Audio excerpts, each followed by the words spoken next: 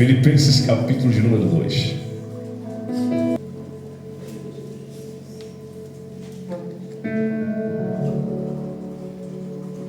Nós vamos ler a partir do versículo de número 5.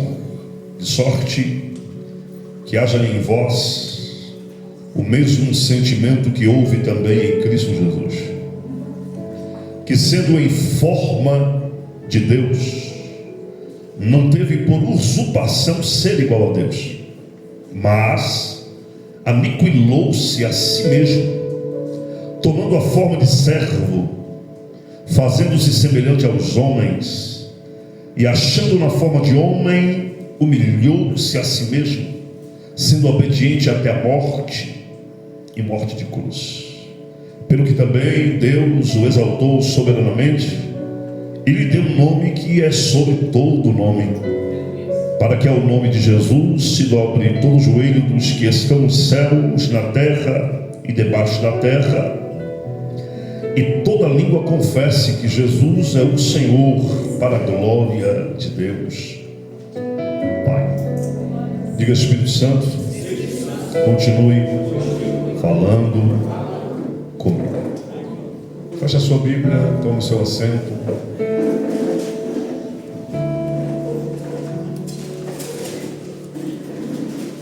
Vamos pensar um pouco nesse texto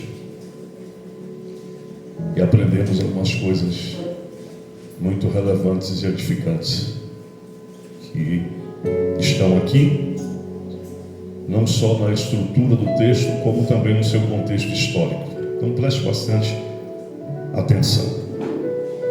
Você percebeu que a temática principal do texto é o nome de Jesus?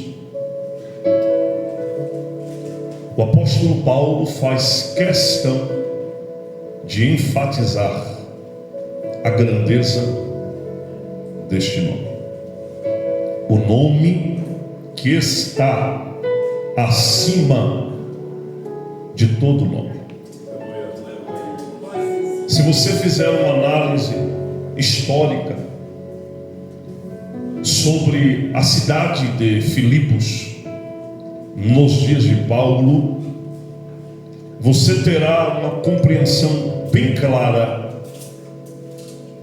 do sentido, o porquê Paulo exalta a pessoa de Cristo no capítulo 2 da carta, e ele também enfatiza a humildade.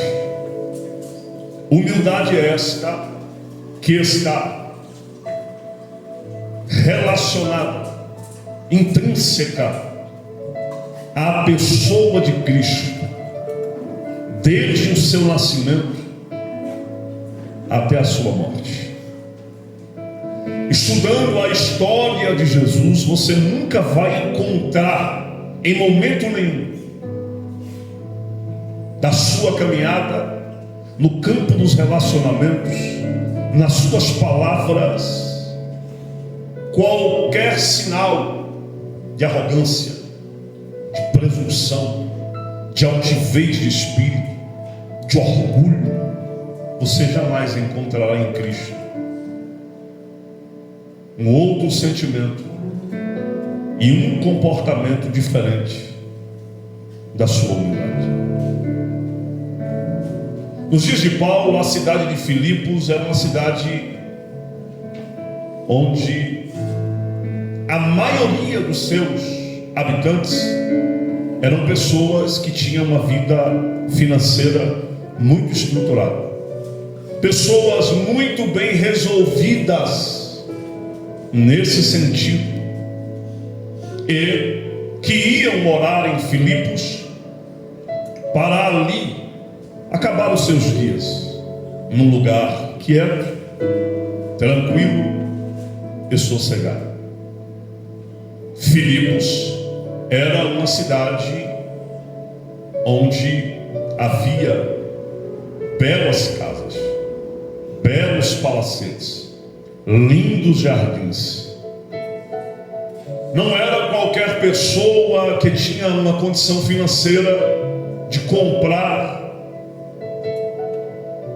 uma posse, um pedacinho de terra em Filipos.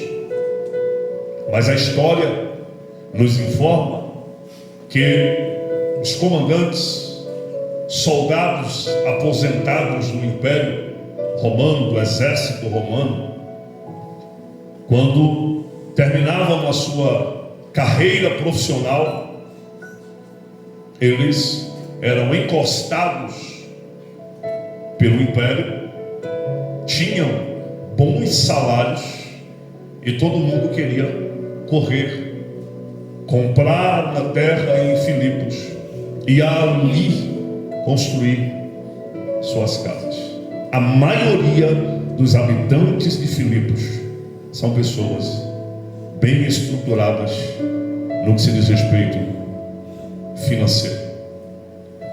Mas o apóstolo Paulo direciona a sua carta a um grupo de pessoas que se renderam a Cristo, que abraçaram a mensagem do Evangelho. E dentre esse grupo de pessoas, certamente muitas pessoas bem de vida, ricas financeiramente falando.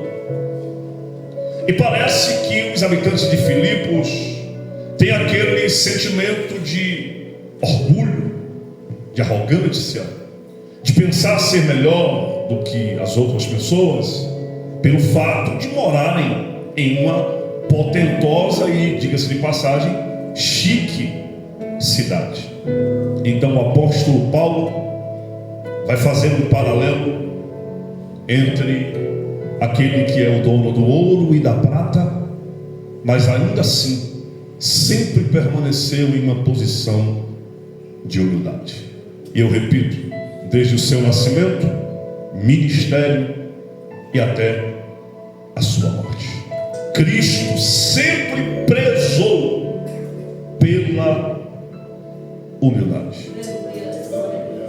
E ele disse: aprendei de mim, que sou manso e humilde de coração. Então o apóstolo Paulo vai dar uma breve lição sobre Cristo, o tema central do capítulo 2, e prefacia a sua humildade, quando diz: mesmo sendo em forma de Deus, não teve por usurpação o ser igual a Deus. Aí Paulo disse: de sorte que haja em vocês esse mesmo sentimento, o sentimento de humildade. Sem sombra de dúvidas, o texto do capítulo 2 de Filipenses é um dos textos mais sublimes do Novo Testamento. Seu conteúdo revela de forma bem explícita, é o que nós vemos, algumas das mais relevantes doutrinas da nossa fé, e também revela aqui alguns dos atributos de Deus na pessoa de Cristo. Se não, vejamos. O apóstolo Paulo fala aqui da divindade de Cristo, quando ele diz: ele tinha a forma de Deus. Na linguagem da teologia, isso aqui é a divindade de Jesus. É por esta razão que no capítulo de número 10 de João, Jesus disse: eu e o Pai somos um. É por isso que João diz: no início, ou no princípio, era o Verbo era Deus, o Verbo estava com Deus. Isso fala acerca da divindade de Jesus. Ele é Deus. Bendito seja o nome do Senhor. O apóstolo Paulo continua dizendo: ele aniquilou-se a si mesmo e tomou a forma de servo e se fez semelhante aos homens.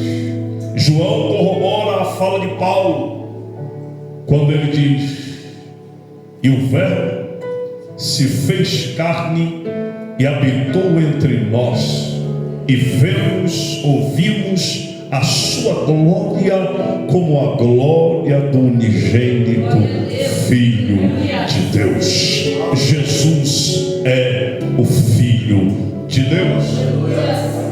Quando os céus se abrem no Rio Jordão, onde João Batista efetuava o batismo do arrependimento em águas, a Bíblia diz que após Jesus chegar, se apresentar a João para ser batizado, os céus de Deus se abriu e a voz do Senhor bradou e disse: este é o meu filho amado, a minha alma tem nele grande prazer.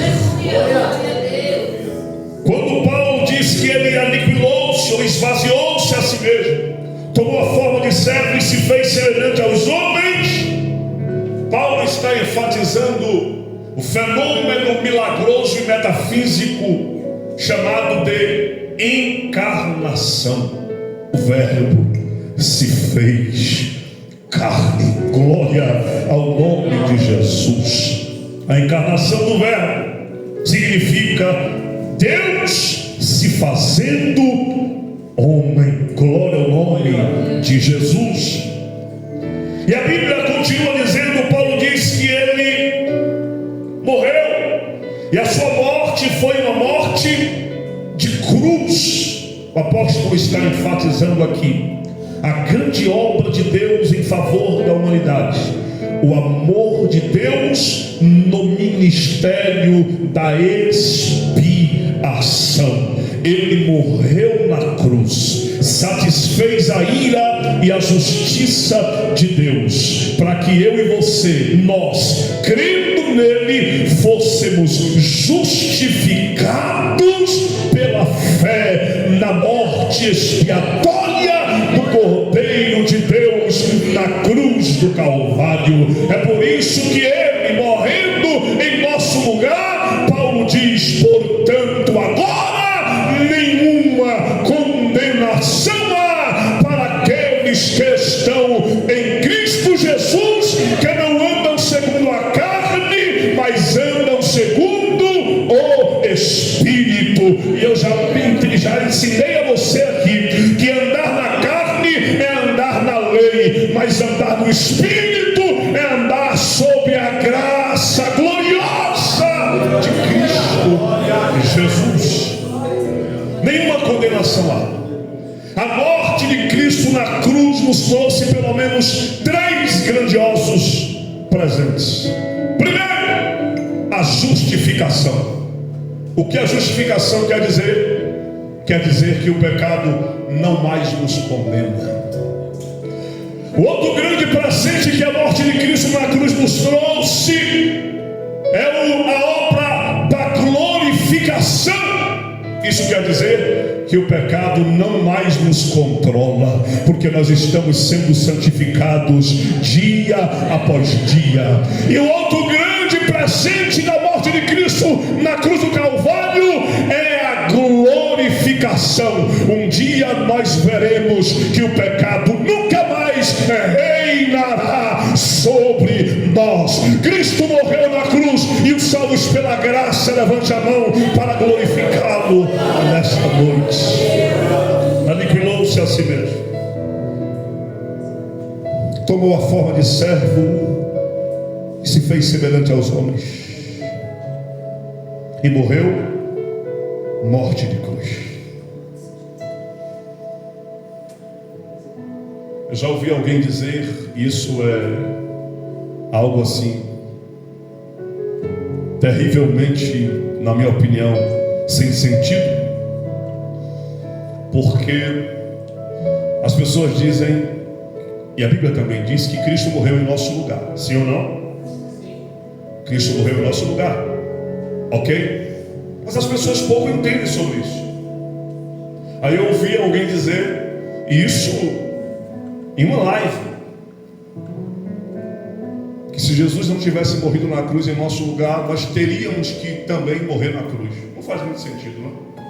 Porque se fosse em Jerusalém, por exemplo, a não ser que houvesse um decreto mundial e em cada lugar houvesse morte de cruz. Mesmo assim, pense no trabalho que ia ser para morrer um monte de gente. E seria algo que não iria parar. Nasceu um pecador, cresceu, está com a idade de 12 anos, 13 anos, morte de cruz. O que a Bíblia quer dizer quando Cristo morreu em nosso lugar? Ele morreu em nosso lugar, satisfazendo a ira de Deus. Deus está virado contra a humanidade. E é interessante que o nosso destino seria muito mais truculento do que apenas uma morte de cruz. Se Jesus não morresse em nosso lugar na cruz, nós não iríamos para a cruz, morrer na cruz.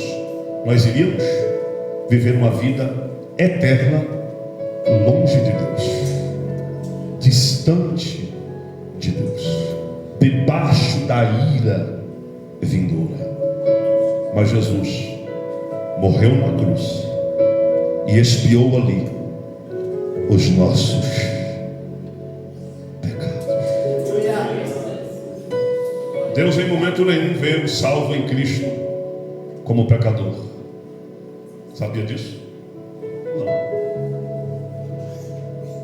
Tanto é que Paulo disse que Cristo morreu por nós quando éramos ainda pecadores. A palavra éramos, pelo que eu entendo em português, está no passado. Você não é um pecador. Você foi justificado pela graça de Deus. Ah, pastor, mas eu continuo pecando. O pecado de ontem que você praticou, o de hoje e o de amanhã já estão perdoados e expiados pelo sangue de Jesus. Quem disse isso? João Batista, quando batizava no Jordão. Eis aí o Cordeiro de Deus que tira o pecado. Ministrando acerca da ceia, Paulo diz: o sangue que foi derramado por muitos para a remissão de pecados. É por isso que Paulo diz: não existe mais condenação. Vou repetir, é por isso que Paulo diz, e ele está coberto de razão quando ele diz: não existe mais condenação. O presente da justificação grita ao nosso espírito e ao nosso coração: o pecado não mais nos condena. Somos justificados por meio de Cristo Jesus. O ministério que o Espírito Santo opera em nós todos os dias, chamado obra da glorificação, grita ao nosso coração e ao nosso espírito: o pecado já não mais nos controla. Quando partimos daqui, ou ao soar da última trombeta, se nós estivermos vivos e formos arrebatados, receberemos o maior presente da obra expiatória de Cristo na cruz: o mistério da glorificação. Ali o pecado nunca mais terá reino, terá força, terá domínio sobre nós. Não mais reinará, porque estaremos para sempre com o Senhor na eternidade. Valendo a pena lembrar que isso é uma doutrina, uma teologia e uma mensagem que poucos pregam. Eu costumo dizer que a mensagem da cruz não enaltece o pregador. A mensagem sobre Cristo, ela não consegue aplaudir o vocabulário polido, o vernáculo polido, a boa dicção, a eloquência de nenhum pregador. Falar sobre a cruz e sobre a morte de Cristo é algo muito simplório, que só exalta o nome de Jesus. E Paulo tem razão quando disse: eu sempre preguei a Cristo e esse crucificado. Por isso, por Ele, para Ele, dele, por Ele, para Ele, são todas as coisas.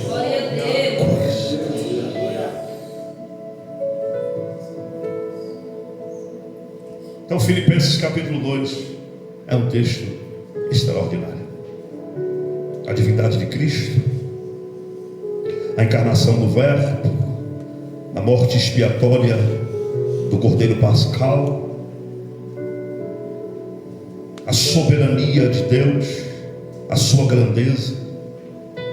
E também Paulo menciona aqui a respeito da unicidade de Deus, quando ele diz sendo a forma de Deus.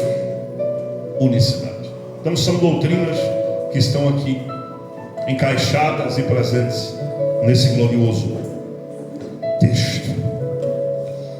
E é interessante nós analisarmos aqui algumas coisas. E a mensagem é muito breve. De sorte que haja em vós o mesmo sentimento que houve também em Cristo Jesus. Falando a respeito da humildade, ela está presente desde a manjedoura, a cruz, o túmulo e o trono. A humildade de Jesus está presente na manjedoura, na cruz, no túmulo e no trono, fazendo-se semelhante aos homens. Isso fala do seu nascimento, que a teologia chama de divino virginal, quando o Verbo se fez carne. Isaías, vivendo quase que 800 anos antes de Cristo, profetizou, vaticinou a respeito do seu milagroso nascimento. E o nascimento de Jesus se deu de forma muito metafísica, diga-se de passagem. Você concorda comigo? Uma virgem concebeu e deu à luz ao Salvador do mundo. Quando o anjo Gabriel vai levar a informativa, a boa nova, o evangelho para Maria, ela fica meio aqui boquiaberta, estarrecida ao mesmo tempo, sem entender, e diz: como isso me acontecerá? Eu sou uma moça virgem, não conheci varão nenhum, ainda vou casar. Meu Deus, eu estou sabendo de tudo isso. Mas o que vai acontecer com a senhora Maria? O que vai acontecer contigo é algo extraordinário. É algo divino. É algo que está no coração de Deus há muito tempo. Sabe o que vai acontecer? A sombra do Onipotente te cobrirá.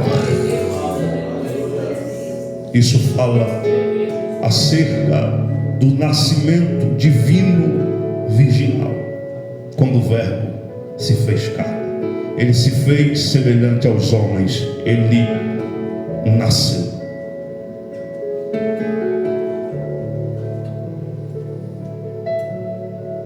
E quando os magos do Oriente, guiados por uma estrela, direcionados pela vontade e pela revelação de Deus, chegam até a casa do pão, a Belém, a estrela os guia até uma estrebaria. Você conhece o contexto histórico. Eles vão se alistar. Maria está nos dias de dar à luz, e provavelmente quando ela começa a sentir os sinais e as contrações, não encontra um lugar, uma pousada.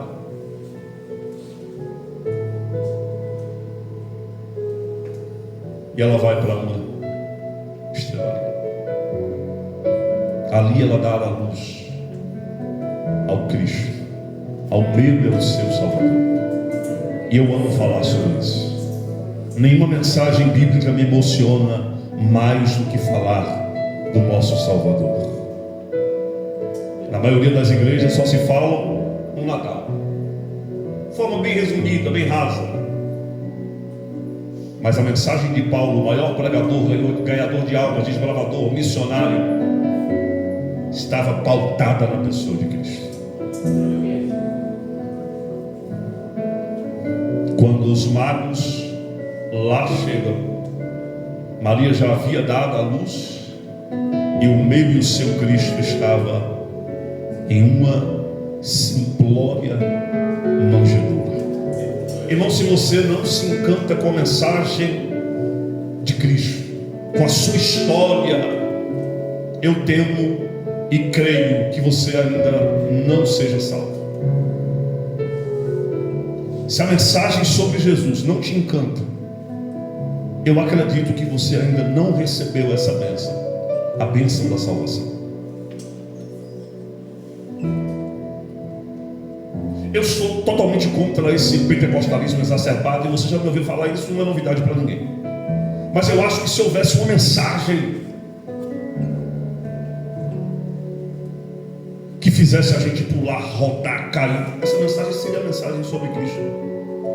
Mas não, se pula muito ouvindo Moisés, Davi, Sansão, Salomão.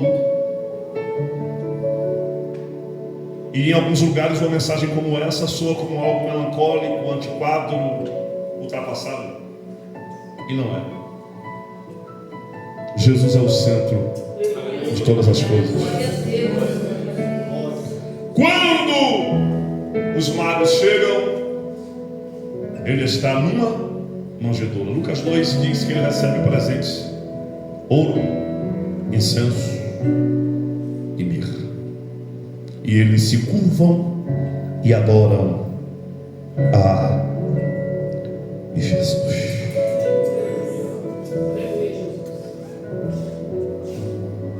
Diga comigo: a manjedoura está vazia, Cristo cresceu.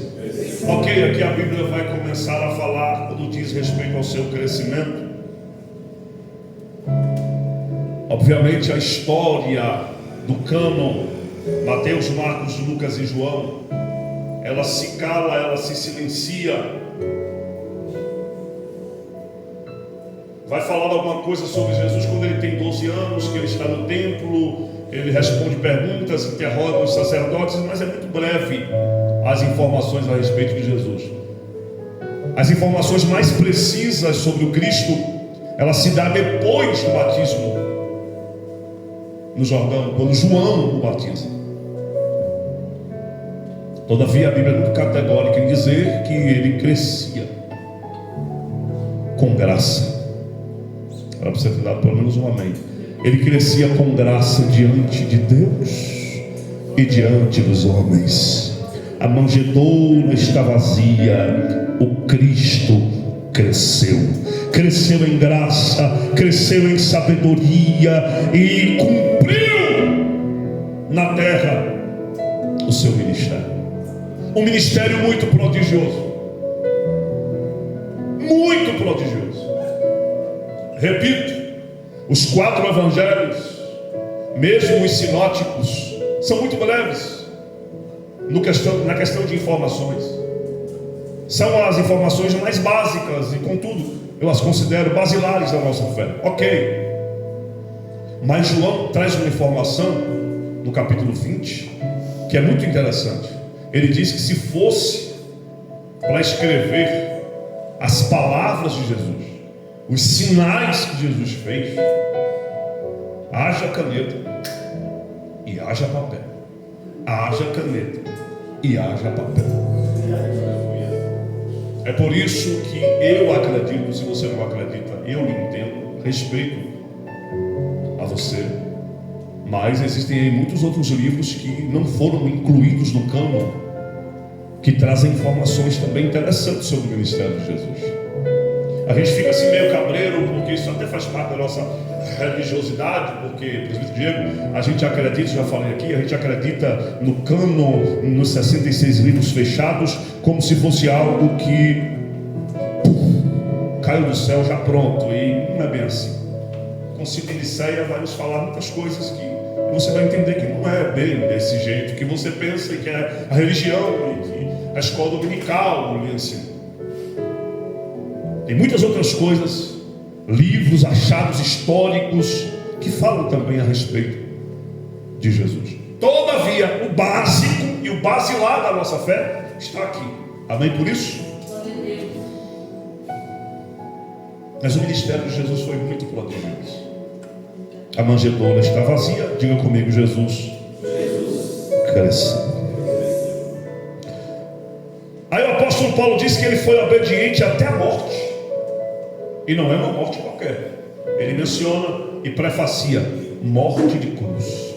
A morte mais truculenta, mais dolorosa, mais vergonhosa que você possa imaginar.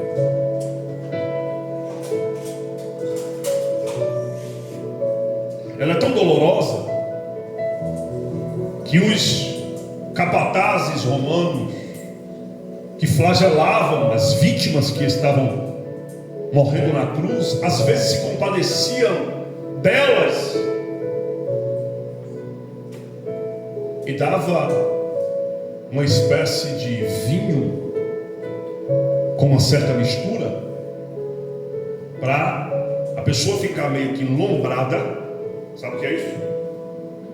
Não? Para ela dar uma brisa e não sofrer tanto. Jesus recusou essa mistura. A morte de cruz, além de ser dolorosa, ela é vergonhosa, principalmente de Jesus.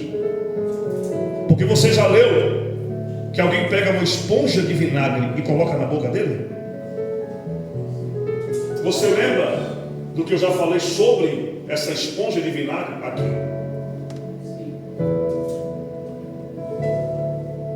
Que havia banheiros públicos nas imediações, umas coberturazinhas, e as pessoas faziam ali suas necessidades fisiológicas e usavam esses pedaços de esponja.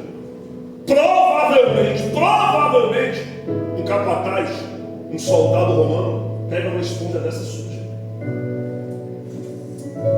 A morte de cruz é dolorosa e é extremamente vergonhosa, mas ela estava incrustada no coração de Deus. A Bíblia diz que o cordeiro foi morto antes da fundação do mundo. É por isso que você não foi salvo depois do seu nascimento. Spurgeon disse: eu não vejo razão nenhuma para Deus ter me escolhido depois que eu nasci. O que Spurgeon estava dizendo? Antes de eu ter nascido, Ele me elegeu em Cristo. Levante a sua mão que eu vim dizer algo importante para você. Você não caiu no palco da vida de paraquedas. Você não é um zero à esquerda. Você não é um zero ninguém. Você é escolhido, eleito por Deus através de Cristo. Antes de você nascer, Ele já havia escolhido. Levante a mão para adorar, porque desde então o seu nome já está escrito no livro da vida. Isso te alegra? Isso te traz paz? Isso te dá gratidão? Glória a Deus. O apóstolo Paulo, quando escreve aos Romanos, ele fala no capítulo 11 sobre a bondade de Deus, o favor de Deus, o amor de Deus. Aí no capítulo 12 ele diz: rogo-vos, pois, irmãos. Acho muito interessante esse texto, que muita gente não consegue fazer uma exegese tão simples desse texto. Paulo diz: rogo-vos, pois, irmãos, pela compaixão de Deus, em outras versões, pelas misericórdias de Deus, que vocês ofereçam o corpo de vocês em sacrifício vivo, santo, agradável a Deus, que é o vosso culto racional. Segura aqui. Rogo-vos, pois, irmãos, pela compaixão de Deus. O que Paulo está dizendo aqui? Simples. Paulo está dizendo: eu rogo a vocês que vocês tenham consciência, e uma boa consciência, e sejam gratos a Deus por tudo que em Cristo Ele fez por vocês, pela compaixão e pelas misericórdias. Então o que nós vamos fazer? Paulo diz: ofereça o corpo de vocês em sacrifício vivo, santo e agradável a Deus. Que é o que, Paulo? É o culto congregacional? É o culto na defuniz? É o culto ali, acolá? Não, é o culto racional, o culto do entendimento, o culto da consciência, o culto da convicção, o culto do saber. Saber o que, Paulo? O que Ele fez? Ele deu seu filho, o filho dele morreu na cruz, derramou seu sangue para que vocês estivessem aqui hoje com vossos nomes arrolados na eternidade. Levante a mão, são salvos para agradecer. Isso é interessante, olha para mim, porque, irmão, é muita informação. Isso tem muito a ver com o que diz respeito à adoração. Romanos 12, tá? Romanos 12 fala muito sobre adoração. Respira fundo e preste atenção. O que Paulo fala aqui sobre adoração? Simples. A adoração no conceito de Deus é racional. sim ou não? Ok, é espiritual, mas é racional também. Por que é racional? Paulo está dizendo, pela compaixão de Deus, pela misericórdia de Deus, por tudo que Deus fez em Cristo. Aí vocês devem oferecer o corpo de vocês em sacrifício vivo, santo e agradável a Deus, que é o nosso culto racional. Paulo aqui não está falando do culto congregacional. Paulo aqui não está falando que se é no Gerizim ou se é em Jerusalém, se é nas quatro paredes ou debaixo de uma palhoça, se é debaixo de uma palhoça ou a céus abertos, se é a céus abertos ou debaixo de um arvoredo. Não. Por quê? Porque a adoração não é sobre um lugar. A adoração é sobre um estado. Qual estado? O estado de convicção, racionalidade aqui dentro. É por isso que quando a mulher samaritana pergunta: Jesus, é o seguinte, eu vejo que o Senhor é profeta, não tenho dúvida disso. Após Jesus ter falado algo muito simples para ela, porém muito profundo. Eu quero beber essa água. Eu disse: tranquilo, agora eu vou esperar você aqui, você vai em sua casa e chama o teu marido e vem aqui. Ela disse: só que eu não tenho marido. Ela foi muito sincera, porque ele já é profeta, ela sabe que é profeta.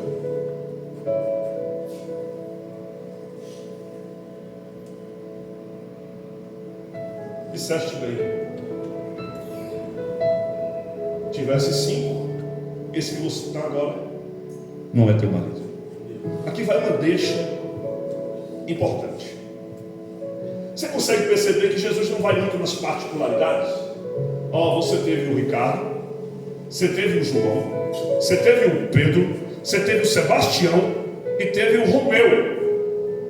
Romeu era marceneiro, Sebastião era açougueiro, o CPF do Sebastião é tal, o CNPJ do Romeu é tal. Não, irmão. Em nenhuma passagem bíblica, principalmente a respeito de Jesus, ele vai revelar muita particularidade, muitas minúcias de informações. Não. Mas quando ele bate sério. Então aquilo foi o suficiente quando Jesus disse: tivesse 5, esse que você está não é o seu. Aquilo foi o suficiente. Porque existe uma diferença muito grande entre uma revelação verdadeira, uma revelação de Deus, que é muito raro acontecer, tá bom? Uma revelação de Deus, nesse quesito, é muito raro de acontecer. Deus não é alguém que... Aqui tem 20 com dor de cabeça, tem 30 com hernia de disco, tem alguém com DVD nas costas, tem outro com... Não, irmão. Esse fanfarrão aí não é Deus. Essa fanfarra aí não é de Deus. Deus trabalha na objetividade, mas Ele vai no profundo. Existe diferença entre a revelação de Deus, Cátia, Gil, e a adivinhação, a leitura fria. Se você estudar sobre psicologia, você vai saber o que é leitura fria. Tem que ir para a igreja que fica o tempo todo fazendo careta, chorando. Matou meu! É o oportunista, o falso profeta, vê aquela irmãzinha que qualquer coisinha chora, qualquer coisinha faz careta, aí fica fácil demais. Você ir até ela e falar qualquer coisa. Qualquer coisa que você falar para essa irmãzinha, chora lindona, ela vai receber como revelação de Deus.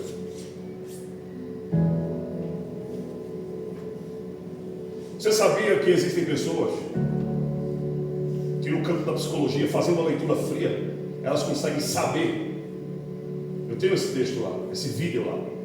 Se uma pessoa foi violentada, estuprada, alguém olha para ela na fisionomia dela e vê isso. Porque o campo de informação de todos nós, escute isso aqui, o campo de informação de todos nós está aberto.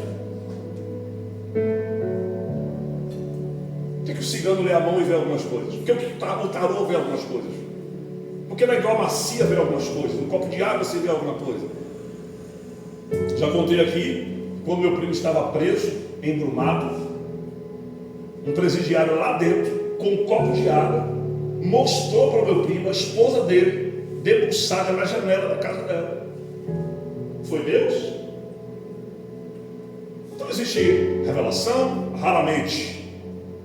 Havendo Deus falado de muitas vezes, de muitas maneiras, aos pais pelos profetas, Hebreus 1:1, está escrito: a nós pelos últimos dias nos falou pelo Filho, a quem constitui o herdeiro de todas as coisas. Está aqui no texto, é só ler. Então essas revelações é muito raro acontecer. Revelação, adivinhação, leitura fria, campo de informação aberto. E pior, as informações das redes sociais. Tem gente que tudo que passa na vida dele, eu quebrei um dedinho, arranquei a unha, tal dia assim, fui lá assim, a podóloga não sei quem me atendeu, tudo lá.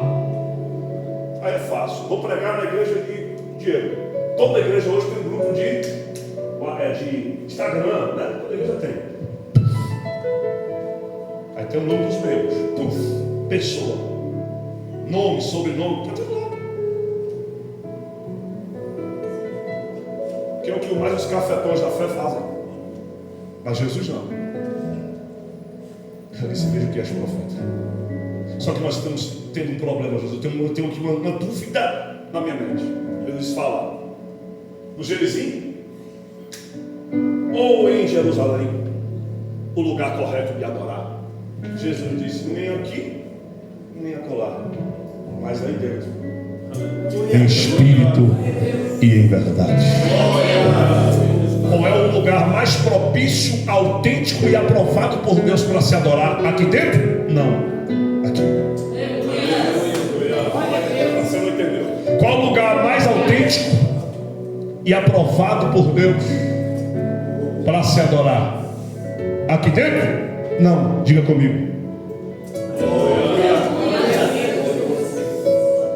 Meu Pai procura os verdadeiros adoradores que assim o adoram, que o adorem em espírito e em verdade.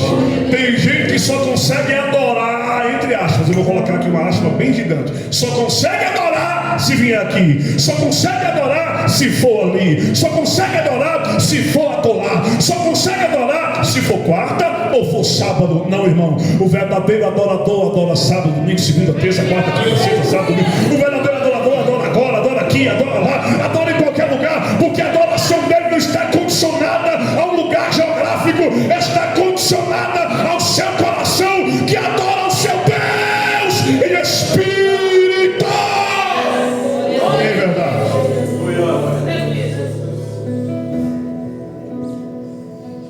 Você viu a complicação, a contenda que deu na Copa do Mundo? Beleza, o Brasil perdeu, irmão. Segurei muito para não chorar. A lágrima vinha assim, eu estou com vergonha. É duro, porque eu sei o que é jogar bola, eu sei o que é futebol. Mas foi uma guerra. Foi uma guerra. E a guerra foi o seguinte: vai mudar o horário de culto? Agora a gente vai saber qual é a prioridade do crente. Ela sabe, irmão, tem vantagem.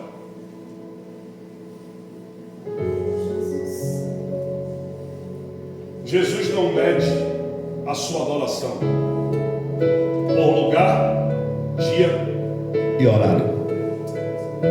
A adoração não está condicionada a lugar, dia e horário. Mas tem gente que é tão religioso, irmão, que se não for naquele dia, naquela igreja, naquele horário, não serve.